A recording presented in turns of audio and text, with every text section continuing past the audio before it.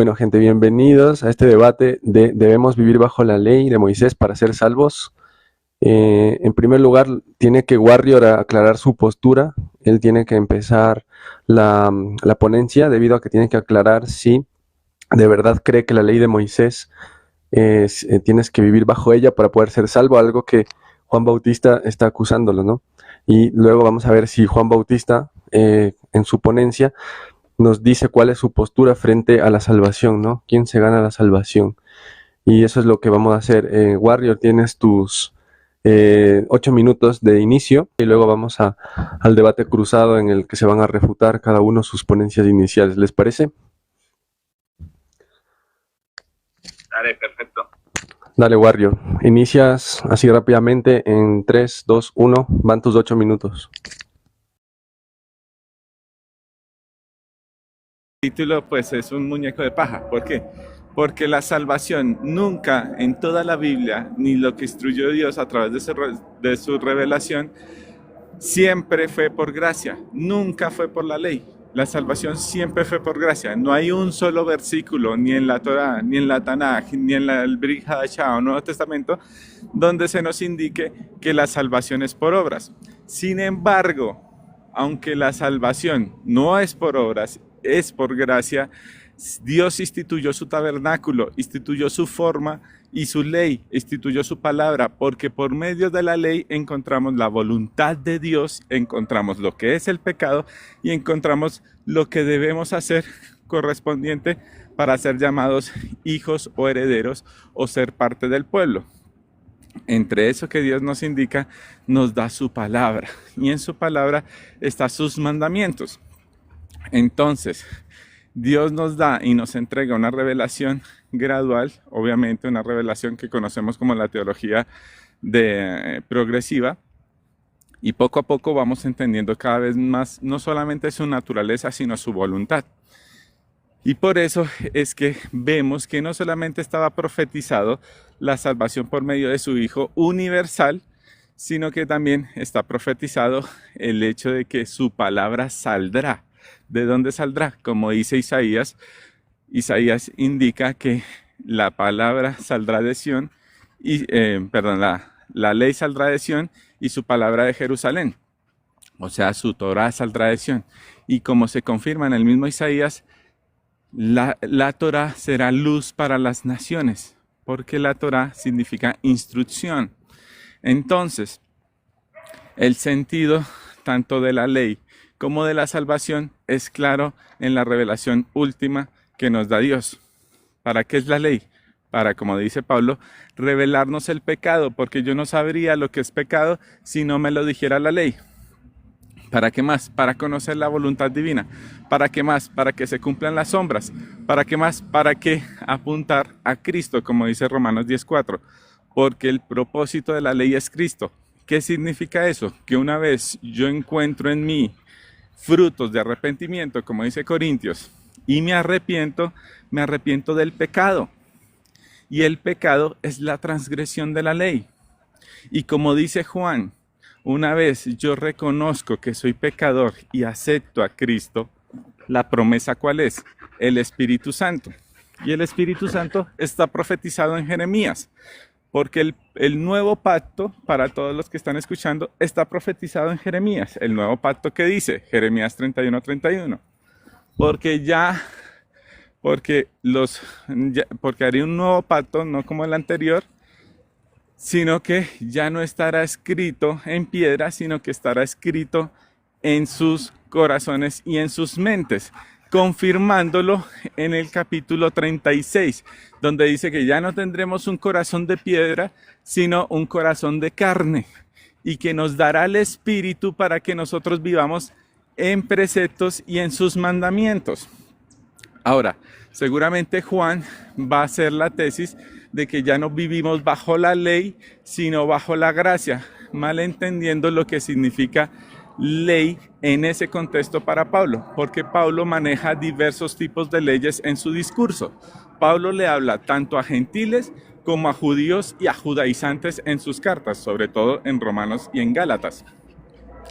Pero cuando Pablo dice que estamos bajo la ley, se está refiriendo a grupos judíos o a grupos, o más, al judaísmo en general, que creía que podía justificarse por las obras. Y justamente Pablo está diciendo que no es así. La salvación es por gracia, pero esa salvación se corresponde con una fe activa. O sea, una vez salvo, mi fe debe dar frutos de eso, de ese acto de salvación. Mi fe no puede ser simplemente de boca. Por eso Santiago dice y explica, muéstrame tu fe sin obras y yo te muestro mi fe con obras. Y Santiago dice, y se refiere a la ley perfecta de libertad, haciendo referencia a Salmos, donde se nos enseña que cumplir la ley nos trae libertad. Y seguramente mi oponente va a pensar que la ley es una atadura, es una carga, pero lo que tiene que hacer es una distinción entre las leyes de tradición de hombres. ¿Por qué? Porque el mismo Jesús las demandó. Había un conflicto en el primer siglo con ciertas sectas de fariseos que imponían leyes o mandamientos de hombres. Por eso Jesús dice, ustedes que le ponen cargas que ni siquiera ustedes cumplen y hacen imposible el cumplimiento del mandamiento, porque le ponían tanto adorno y tanta carga al mandamiento que terminaban haciéndolo imposible. Es por eso que tenemos que entender lo que dice Pablo en Efesios 2. Somos salvos por gracia, por medio de nuestra fe. ¿Y qué es la fe? Fidelidad. Fidelidad viene de la raíz ser fiel. Y esa fidelidad se debe corresponder no solamente con mi creencia, porque como dice el mismo Santiago, los demonios creen y tiemblan. Así que una mera creencia o declaración de mi boca no es suficiente para yo demostrar esa fe que digo tener. ¿Y cómo se demuestra? ¿Cómo se demuestra mi fe? Como dice Juan, porque el que me ama cumple mis mandamientos. Así que Juan va a tener que justificar por qué me llama a mí judaizante y por qué presupone que yo digo o predico que hay que cumplir la ley para ser salvos, porque eso es un ataque sin fundamento. ¿Cuánto me queda, Filo? 2 minutos. Ok, entonces, él va a tener que justificar esto y va a tener que justificar cada versículo bíblico que seguramente va a traer. Y espero que no lo saque de contexto, porque como dije, Pablo le hablaba a dos comunidades y generalmente empezaba hablándole a los judíos. Por ejemplo, cuando dice, pues, y aquí va el tema de la circuncisión, pues nada es el incircunciso o el circunciso, sino cumplir los mandamientos de Dios. ¿Por qué hace eso Pablo? ¿Por qué dice eso? Porque el pacto, la señal del pacto es la circuncisión. La circuncisión no está al mismo nivel del mandamiento en ese sentido. Por eso Pablo en Romanos hace toda una reflexión con Abraham, porque Abraham fue justificado por su fe antes de ser circuncidado y se circuncidó creo que 40 años después, porque conoce que es una señal del pacto, no para ser salvo, porque ya había sido justificado por su fe. Entonces hay que entender justamente la predicación de Pablo para no hacerle una tergiversación de sus palabras. Entonces el orden correcto es, salvos por gracia, por medio de nuestra fe, no por obras para que nadie se gloríe. Justamente porque los judíos pensaban que podían justificarse por obras. Entonces vivir bajo la ley es vivir pensando que la ley te salva. Y ninguno de los que predican lo que yo predico sostiene que la ley salva. El único que salva es Dios. Por eso Dios hace nos revela por medio de Jesús la parábola de los obreros que trabajan en el campo y que hacen un convenio. Se acabó. Bueno, esa es mi tesis, así que dale, Juan. Muchísimas gracias, Warrior. Juan, tu ponencia de 8 minutos en donde debes exponer toda la creencia que vos tienes y en lo que te fundamentas, que sería la Biblia. Nos gustaría escuchar versículos en donde justamente se demuestre lo que tú crees, ¿no? Se demuestre y básicamente el por qué, según esa creencia que tú tienes, Warrior encaja como judaizante, ¿no? Y luego vamos a la intervención cruzada donde vas a refutar lo de Warrior. En esta ponencia inicial no te circunscribas a refutar lo que dijo Warrior, sino que primero pon lo que tú crees y el por qué Warrior en tu creencia, o sea, según tu creencia, encaja como judaizante. Eso nos gustaría mucho por el bien del debate. Así que dale, Juan, tienes tus 8 minutos en 3, 2, 1, ahora. Listo, gracias. Bueno, mi hermano, antes de comenzar, sí, claro, para mí es algo nuevo debatir con alguien de raíces hebreas, yo le llamo judaizante, y obviamente voy a especificar qué es judaizante según la escritura, porque normalmente ese tipo de personas son unicitarios o son arrianos, pero hoy me tocó con un trinitario. Bueno, entonces, ¿por qué decimos que los que creen justificarse o creen que es necesario demostrar la gracia cumpliendo la ley de Moisés son judaizantes? Porque la escritura lo relata. Vemos en la escritura que judaizar aparece solo 2 veces, tanto en el Antiguo como en el Nuevo Testamento. En Gálatas 2:14 dice: pero cuando vi que no andaban rectamente conforme a la verdad del Evangelio, dije a Pedro delante de todos: si tú, siendo judío, vives como los gentiles y no como judío, ¿por qué obligas a los gentiles a judaizar? Las raíces hebreas malinterpretan este texto diciendo que no se refería el apóstol Pablo a las leyes de Moisés, sino que se refiere a los mandamientos de la halajá de los judíos, es decir, a los mandamientos orales, a la tradición oral. Si nosotros nos enfocamos en la raíz de judaizar, entiéndase como antónimo de cristianizar. Si alguien te dice estás cristianizando, lo va a entender como alguien que está predicando lo que el cristiano predica, los evangelios, los apóstoles, Jesucristo, ¿cierto? No tradiciones humanas, sino lo que está escrito en el cristianismo. La segunda parte donde confirmamos que judaizar se confirma que no se está refiriendo a los mandamientos orales, sino también a las leyes y costumbres escritos por los judíos. Lo vemos en Esther capítulo 8, versículo 17. Cito: y los judíos tuvieron luz y alegría y gozo y honra, y en cada provincia y en cada ciudad donde llegó el mandamiento del rey, los judíos tuvieron alegría y gozo, banquete y día de placer, y muchos de entre los pueblos de la tierra se hacían judíos porque el temor de los judíos había caído en ellos. Si nosotros leemos este mismo pasaje, pero en la Biblia, la Septuaginta en español dice así: y por la ciudad y la región donde se publicó el edicto, gozo y alegría para los judíos, festín y alegría.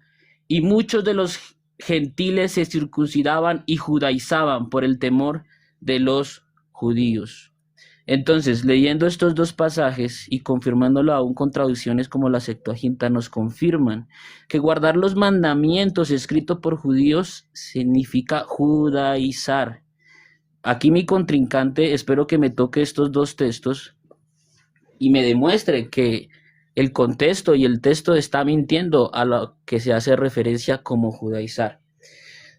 Normalmente las doctrinas de raíces hebreas, judaizantes, como lo dice la escritura, te venden una gracia incompleta. Te dicen: sí, somos salvos por gracia, pero debes guardar esto, pero debes guardar aquello, ¿cierto? Porque no estás demostrando la gracia. Bueno, Romanos capítulo 11, lo voy a buscar, permítame un momento. Romanos capítulo 11, 11:6. Permítame, lo busco. Romanos 11:6. Dice: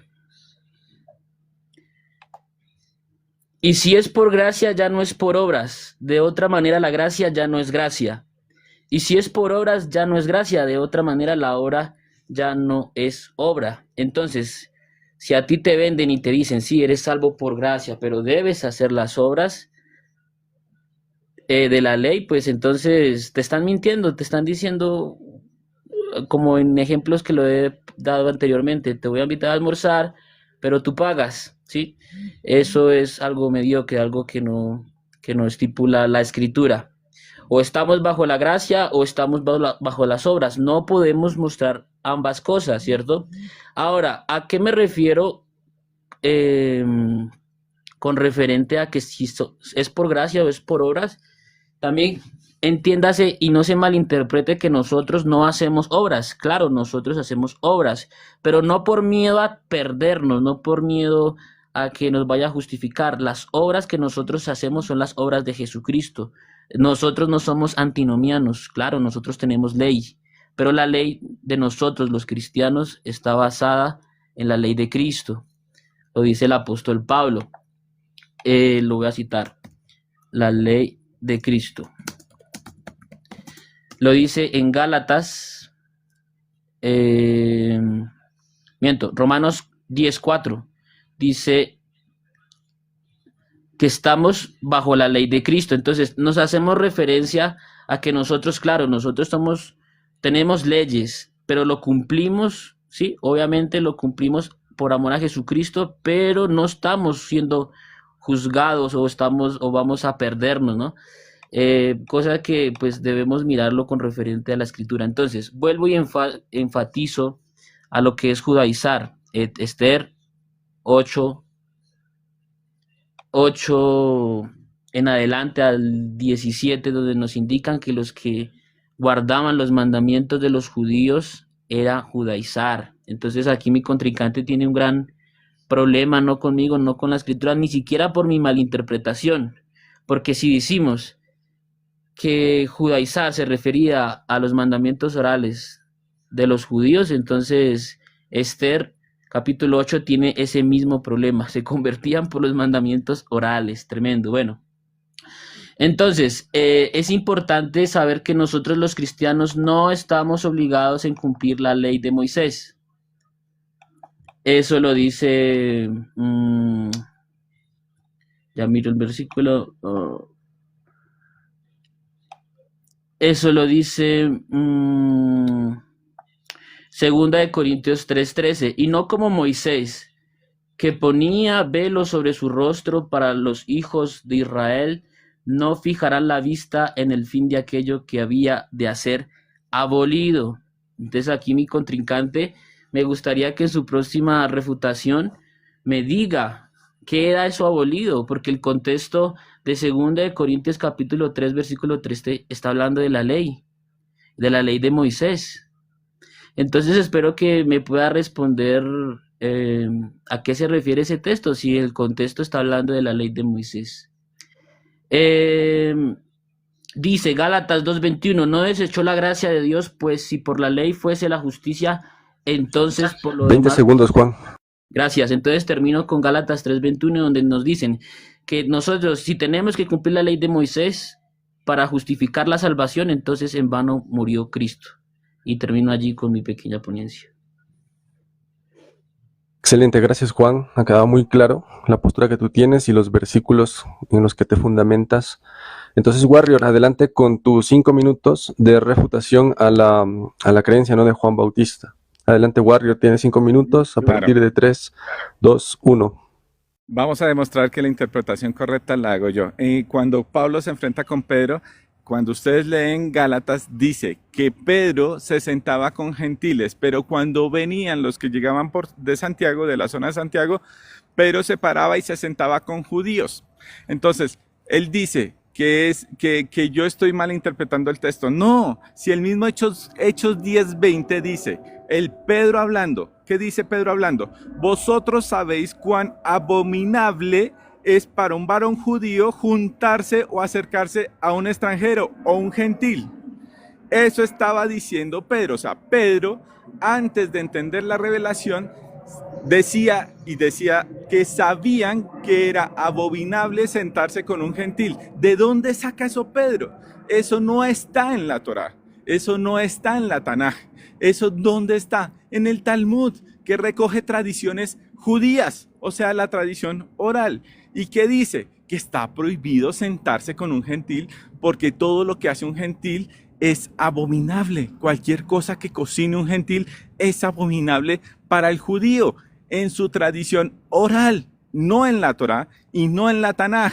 Y por eso Pablo le dice que eso es judaizar, enseñar mandamientos de hombres, de judíos, como si fuesen mandamientos de Torá, y además de eso ponerlos como mérito salvífico. Por eso Pablo le llama a un grupo de fariseos, les llama los de la circuncisión. ¿Por qué les dice los de la circuncisión si Pablo está circuncidado y los apóstoles están circuncidados? Se está refiriendo a un grupo especial que estaba estableciendo que la circuncisión era lo que salvaba al gentil. Y eso queda constatado en Hechos 15, donde se le llama secta de fariseos que querían obligar al gentil a circuncidarse para salvación. Y a eso se refiere Pablo cuando dice que no es por obras. Porque la salvación no es porque te circuncides, sino por gracia. Y sin embargo, la gracia se corresponde. ¿Por qué? Porque mi contrincante citó mal Romanos 10:4. Romanos 10:4 no dice lo que tú dijiste. Romanos 10:4 dice, porque el fin de la ley es Cristo. Pero la palabra fin tiene dos significados, que es la palabra telos en griego. La palabra telos en griego significa finalidad, propósito o, por otro lado, terminación. Como el mismo Pablo está usando esta frase en diferentes versículos donde la usa como propósito o finalidad. O sea que Pablo nos está diciendo que el propósito de la ley es Cristo, porque en ese tiempo se usaba en esos términos la palabra telos. Es como decir, el propósito de la filosofía es la sabiduría. O sea, el telos de la filosofía es la sabiduría. Entonces, ese es el contexto real de ese versículo. Y el del otro ya lo expliqué. Y luego él dice, pero es que Esther dice los mandamientos judíos. Pues obvio, porque los mandamientos no son judíos. Los mandamientos de Moisés los entregó Dios. Y los mandamientos que añadieron los judíos son los de la tradición oral. Por eso el lavado de manos, por eso los judíos le preguntan a Jesús, ¿por qué tus discípulos comen sin lavarse las manos? Yo invito a mi contrincante a que me dé un solo mandamiento donde esté prohibido, donde se prohíba comer pan sin lavarse las manos. No hay ninguno. Eso es tradición oral de los judíos que está consignado en el Talmud porque pensaban que los espíritus se pegaban a las manos. Luego mi contrincante dice, es que yo doy el ejemplo de te invito a almorzar pero tú pagas. Así no es. Dios te está diciendo, te invito a estar conmigo, pero cumple mi propósito. Te invito a estar conmigo, pero como le dijo a la mujer, vete y no peques más. Ven, te doy mi salvación, pero no peques más. Te doy un espíritu que te acompaña y te guía al camino correcto. Escúchalo, para que no transgredas mi ley. Esa es la invitación correcta. No es que tú llegas y te invitan a almorzar y tú pides lo que se te da la gana. Hay un menú donde está lo que puedes pedir y lo que no puedes pedir. No puedes pedir cerdo, bro, porque el cerdo está prohibido. Así de simple. Creo que ya no me faltó nada más. Pablo, cito Romanos. Pablo enseña. 30 segundos. Pablo enseña que no hay que justificarse por la ley, no por obras. Pero el mismo Pablo dice, me deleito en la ley. La ley de Cristo, amigo, es la ley de Dios. Cristo profundizó y elevó los mandamientos, los interpretó correctamente para que nosotros los entendiéramos. Cristo habló Torá. No, tanto Moisés como Cristo trajeron la ley de Dios. No son dos leyes distintas. Perfecto, Warrior. Muchísimas gracias. Y para la audiencia queda muy claro la postura de Warrior. Es una interpretación que tiene fundamento filológico y aclaración de sentidos en los distintos versículos. Ahora, Juan, ¿qué tendrías que decir a esta ponencia de Warrior en la que queda claramente que haces una interpretación un poco superficial? Soy moderador, no quiero literalmente tomar bandos, pero acá me gustaría que tu respuesta esté encaminada hacia básicamente el fundamento hermenéutico, el fundamento que tiene Warrior para poder leer los distintos versículos, incluyendo los dos que había citado para fundamentar tu postura. Adelante, tienes tus 5 minutos. Listo, gracias. Bueno, mi contrincante dice que él tiene la verdadera interpretación. Yo digo que la verdadera interpretación tampoco, no la tengo yo, la tiene la escritura. Es muy interesante que Gálatas 2:14 no lo explicó en su contexto, sino que usó hechos para supuestamente malinterpretarlo. Entonces, saltaste como chapulín y esperé, ni siquiera tocaste Esther 8:17, ¿no? Porque si es verdad que judaizar es guardar el Talmud, entonces Esther 8:17 los judíos se circuncidaban, entonces la circuncisión, y judaizaban, ¿sí? Y Esther es un libro antiguo. De hecho, habría que preguntarle cuál Talmud, si hay el Talmud de Jerusalén, el Talmud de Babilonia, y todos estos se terminaron, creo que el más antiguo se terminó 200 años después de Cristo. Habría que preguntarle cuál de los Talmud se está refiriendo, ¿cierto? No tocó Esther, espero que en su próxima refutación lo toque, porque si es así, el pasaje dice que se convertían a los judíos, circuncidándose, ¿cierto? Él dijo algo muy interesante, me llamó mucho la atención. Dijo, citó el apóstol Pablo donde dice que la circuncisión nada es, diciendo que la circuncisión no es un mandamiento igual. Hombre, mandamiento es mandamiento. ¿Al caso la circuncisión no es un mandamiento de los 613 preceptos de Dios? Entonces, la pregunta habría que hacerle, ¿eres circuncidado o no eres circuncidado? Me digas no, tal vez me digan no, sí, bueno, qué sé yo. Pero si me dices no, estás en un grave problema no conmigo, sino con la escritura. Porque en Deuteronomio 28:15 dice, maldito todo aquel que no guardare algún precepto de la ley. Maldito tu canasta, maldito tu hogar, maldito tu trabajo. Y tiene un poco de maldiciones. Espero que en su próxima refutación me diga si está circuncidado. Y si me llega a decir que la circuncisión no es un mandamiento importante y no refiere a la salvación, pues entonces está contradiciendo al mismo Dios del Antiguo Testamento cuando dijo, así dice el Señor Dios, ningún hijo de extranjero incircunciso de corazón e incircunciso de carne entrará en mi santuario de todos los hijos de extranjeros que están entre los hijos de Israel. Entonces, si mi amigo no está circuncidado, no va a ser salvo según la ley de Moisés, porque escrito está que no entrará al santuario de él, el santuario. Todo hombre incircunciso de carne. Tienes un gran problema aquí, Warrior. Con Levítico 11, bueno, espero que al final tengamos un par de preguntas porque recordemos que el que no cumple un mandamiento de la ley, lo dice Santiago, es culpable de todos. Y si es culpable de todos, está bajo maldición. Pero por Cristo somos libres de esa maldición. Hechos Romanos 10, donde dice que con una sola ofrenda hizo santificados una vez y para siempre. Si usted me dice que la ley no está abolida, entonces las maldiciones no son leyes, las bendiciones y maldiciones no son consecuencia de lo que se ha hecho.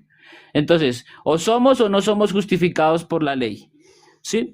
Entonces, mi contrincante dijo que la ley es ser fiel y significa que es ser fiel a los mandamientos. Bueno, tiene un gran problema con el apóstol Pablo cuando dijo la siguiente manera, Gálatas 3:12, y la ley no es de fe, sino que dice, el que hiciere estas cosas vivirá por ellas. Mi contrincante dijo que ninguno del Antiguo Testamento se salvaba por las obras de la ley. Recordemos que la vida eterna corresponde a guardar los mandamientos, y en el Antiguo Testamento se decía que el que guardaba la ley viviría a causa de ellas, ¿cierto? Entonces, porque dice que por la transgresión de la ley es que vino la muerte, ¿verdad? Entonces, si me dice que la fe consiste en guardar los mandamientos de Dios, pues ahí dice que la ley no es de fe. Entonces, nosotros somos justificados, Efesios 2:8 dice, porque no es por obras para que nadie se gloríe. Ese es el gran error de los judaizantes, ¿cierto? Porque si el apóstol dice que es por medio de la fe no consiste en guardar los mandamientos de Dios. 15 segundos. Eso lo vemos en Mateo cuando Jesucristo le dice, mujer, tu fe te ha salvado. ¿En qué momento en los contextos la mujer practicó la ley? En ningún momento. Lo que le salvó fue la ley, no guardar los preceptos de Dios. Termino aquí, gracias. Perfecto, Juan y Warrior. Ahora vamos a tener, ya que por el tiempo, ¿no? Que se acaba a las 9 horas Bogotá este debate, una serie de preguntas cruzadas. Va a empezar Warrior haciendo la pregunta, luego va a responder Juan en un minuto, luego va a preguntar Juan y así sucesivamente. Es como un diálogo, una especie de diálogo libre, pero con tiempos para poder alcanzar a escuchar las respuestas y las preguntas de cada uno de ustedes. Listo, así que empieza Warrior y mucho respeto sí en esta parte. O sea, pregunten y dejen responder. Adelante, Warrior. Vale. Hago el contexto para la pregunta.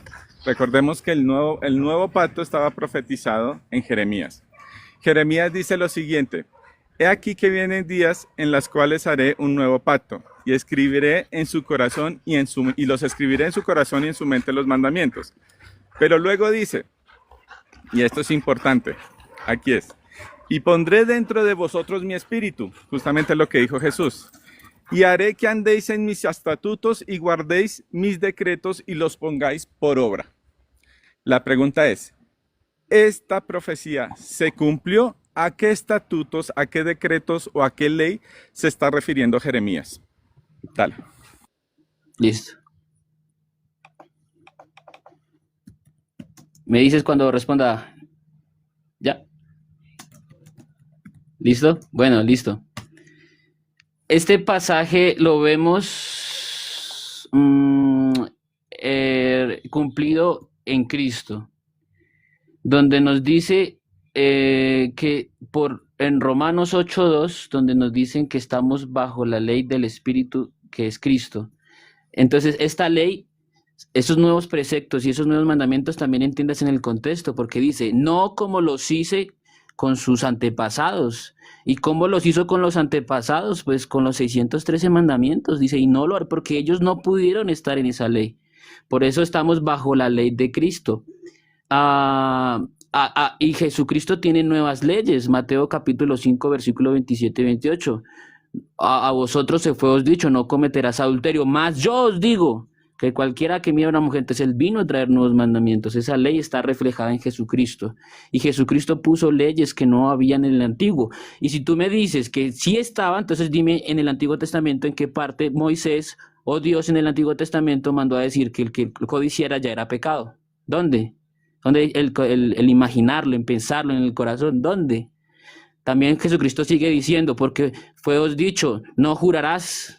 Sí, no jurarás en vano, yo digo que no jurarás arriba ni abajo. ¿Dónde está eso en el Antiguo? Quiero que me lo cites, ¿no? Esa sería mi respuesta. Dale, Warrior, a ver si continúas respondiendo la pregunta al final, que no quede en solo pregunta retórica. Dale. Claro, es muy sencillo, bro. Jesús está profundizando y explicando los mandamientos. Cuando dice, oíste que han dicho, tienes que revisar si es Torah o si es tradición. Y cuando dice, oíste que has dicho, y dice, mas yo os digo que el que mire y codicie a una mujer en su pensamiento ya está pecando. O sea, está elevando el mandamiento. El mismo mandamiento lo está elevando en el sentido de que le está dando el entendimiento pleno. Eso es, cuando Dios manda a no jurar en vano, a no proferir, está en el Antiguo Testamento. O cuando Dios en el Antiguo Testamento, por ejemplo, en Isaías dice que ya estoy hastiado de sus sacrificios y de sus vanas ofrendas. Porque Dios pesa el corazón del hombre y se da cuenta cuando es hipócrita, cuando le presenta ofrendas que no se corresponden con un arrepentimiento verdadero. La ley de Cristo es la ley de Dios. Por eso Jesús dijo, pues yo no digo nada por mi propia cuenta, sino lo que oigo de mi Padre. Perfecto. Haz una pregunta, Warrior, a partir de lo que dijiste para que continúe el diálogo, que no se corte, que está bueno. ¿Me toca a mí preguntar? No. Sino que Juan había hecho una pregunta retórica, tú le habías respondido, y en ese sentido quisiera que continúe el diálogo, o sea, que Juan responda así lo que acabaste de decir, Warrior. Ajá, entonces sí. O si quieres preguntar, Juan. Ok, voy a preguntar. Va a ser una pregunta fácil. Parecerá ridícula. Espero que lo conteste con sabiduría. Me imagino que tú no comes cerdo, no comes camarón, ¿cierto? Me imagino que Sí, si lo comes, estás no como. demostrando que no estás bajo la gracia, ¿es verdad? Porque debes guardar los mandamientos de Dios. Bueno, pregunta, según el Levítico 11, ¿dónde tú compras la carne? ¿Dónde compras lo que comes? En el supermercado, en la carnicería. Gracias. Respondo entonces, muy fácil, ¿cierto? Levítico 11, del 36 en adelante, dice que el que toca algún animal queda impuro. Es decir, que si yo toco el cerdo y luego toco un camarón, el camarón queda impuro y debo hacer un proceso de purificación. Mi amiguito vive en Colombia, no en Israel, y lamentablemente el dueño de ese supermercado, el dueño de esa pescadería, toca un montón de carnes y los hace inmundos. O sea, tú estás bajo maldición, mi hermano. No lo digo yo, lo dice Deuteronomio 28:15. El que no haga esas cosas, maldito será. Entonces, es un pacatazo porque entonces, si tú no demuestras la gracia por comer cerdo y comer marrano, tampoco has demostrado que tienes gracia, porque la comida que comes es impura y no ha padecido un proceso de purificación. Recuerde que la purificación era un rito que se hacía antes del alba.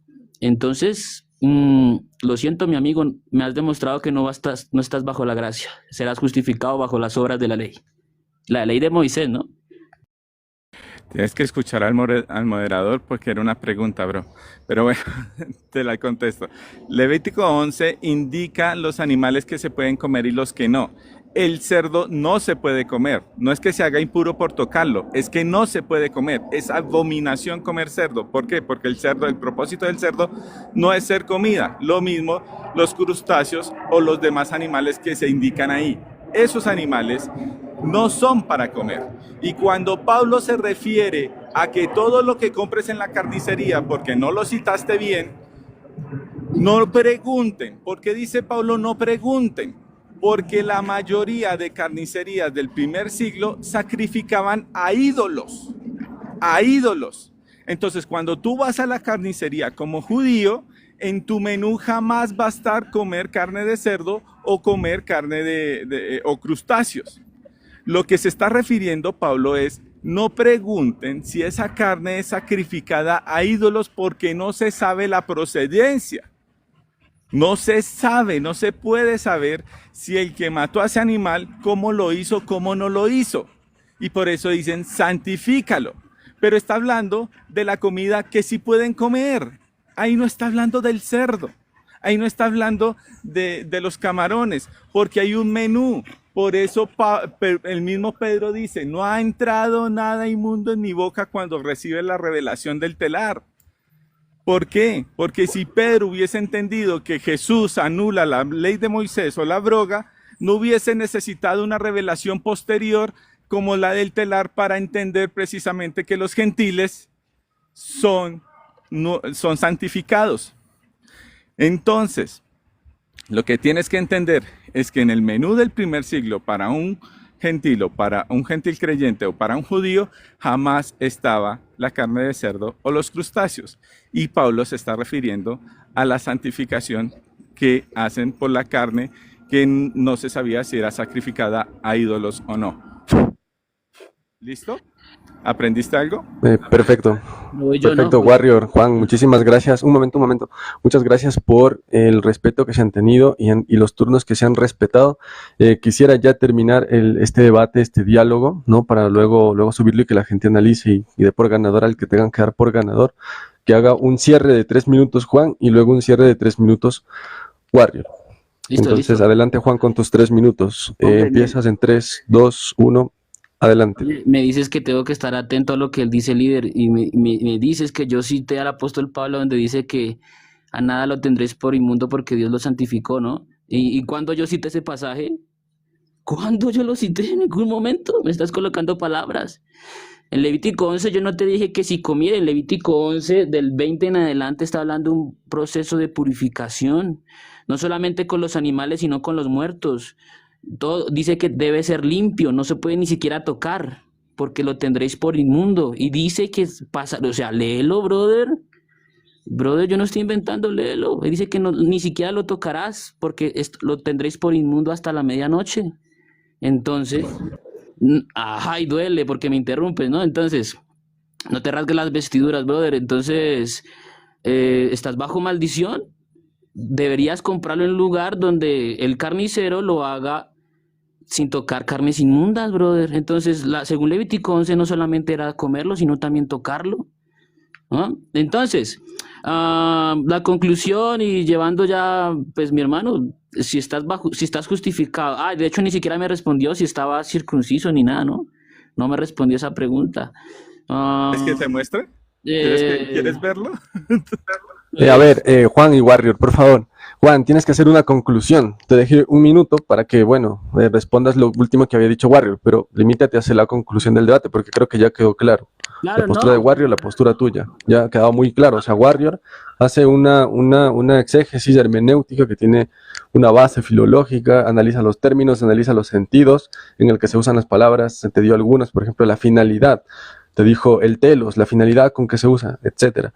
Tú ya dejaste tu postura clara, haces una lectura de la Biblia a partir de versículos, ¿no es cierto? Lees el versículo y literal lo que dice, o sea, no haces una distinción de sentidos ni nada. Han quedado claras las posturas. Quiero que hagas una conclusión tú, por favor. Ya te queda solo un minuto y medio Listo, y para que entonces Warrior la conclusión, concluya. yo cité la Biblia y él la interpretó, esa es la gran diferencia. Yo no tengo necesidad de interpretarlo porque la palabra de Dios no es de interpretación privada. Simplemente te lo leí. Yo nunca en ningún momento te dije, y este pasaje significa esto, ¿no? Te lo leí y tú lo interpretaste. Esa es la gran diferencia entre los judaizantes y los cristianos. Y de paso, no tocaste Esther 8. Bueno, no tocaste un montón de textos. Antes hablaste con falacias ad nominem, que si te lo muestro.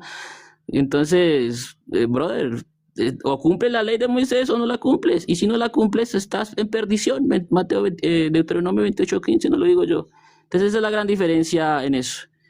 Aquí ganó Cristo. Gracias.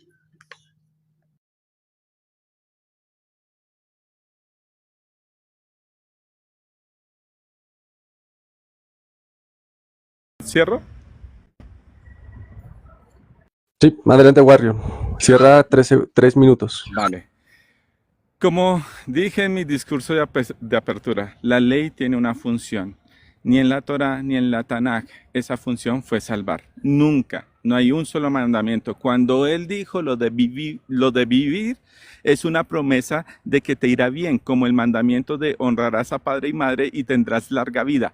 Eso significa los mandamientos donde dice que, por ejemplo, si cumples la ley de Dios, te vivificarás. Eso no significa que vas a ser salvo por la ley. Eso no es salvación, eso es promesa y bendición cuando lo haces. No es salvación, no hay un versículo que diga que porque cumplas la ley te vas a salvar. Lo del santuario y lo del tabernáculo habían indicaciones precisas para cuando podían entrar y cuando no. Al tabernáculo, no al reino venidero, no a la salvación. Entonces queda claro que la ley cumple un propósito, como dijo Pablo. Primero, revelarnos nuestro pecado, saber lo que es pecado, porque sin ley no tendríamos idea qué está mal y qué está bien. Segundo, conocer el propósito y la voluntad divina, porque en la ley está y nos marca cuál es la voluntad del Padre. Tercero, las sombras de lo que ha de venir, las profecías. Cuarto, lo que dice Pablo, porque la ley, el propósito de la ley es Cristo, Romanos 10:4, porque una vez yo reconozco mi pecado, Cristo me limpia por medio de su sangre. Así que, ¿cuál es el sentido? La ley nunca fue abolida porque el pacto estaba profetizado, pero la ley cumple su función y su función es llevarnos a Cristo y limpiarnos. No es para salvación, como dice Efesios 2. No es por obras para salvarnos, es porque somos salvos que nuestra fe se corresponde con nuestras obras y esas obras son como dice Pedro, porque escrito está, sed santos porque yo soy santo, dice el segunda de Pedro, sed vosotros santos de toda manera de vivir. ¿Y dónde dijo por primera vez esto Dios? En Levítico 11, sed santos porque yo soy santo. Pedro está citando la Torá.